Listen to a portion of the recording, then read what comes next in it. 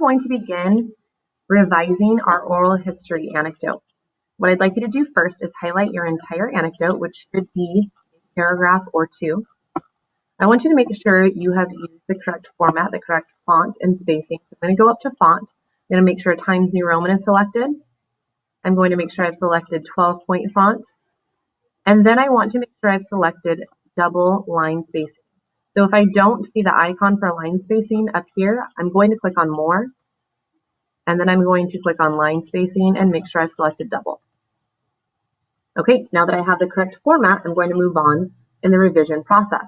Remember, the revision process is the most important part of the writing process. The first thing I'm going to do is take a look at my verbs.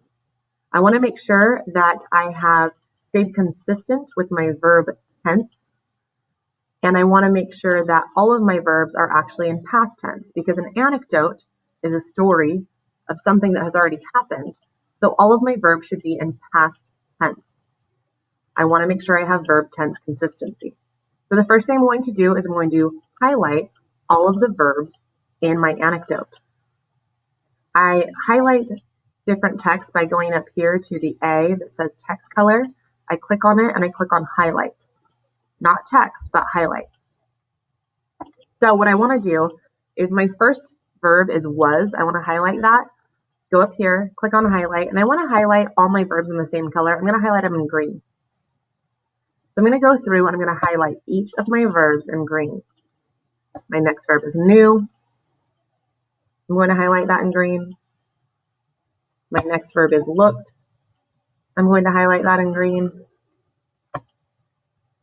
You're going to now highlight all of your verbs in green. After you've highlighted all of your verbs, you want to make sure that they are all the same tense. You want to make sure that they are all past tense. If any of your verbs are not past tense, please change them now.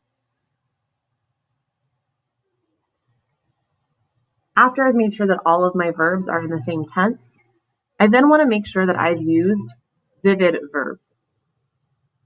I want to make sure that I've used, instead of verbs like walk or said, I use more vivid verbs like stroll, or instead of saying said, I say screamed or hollered.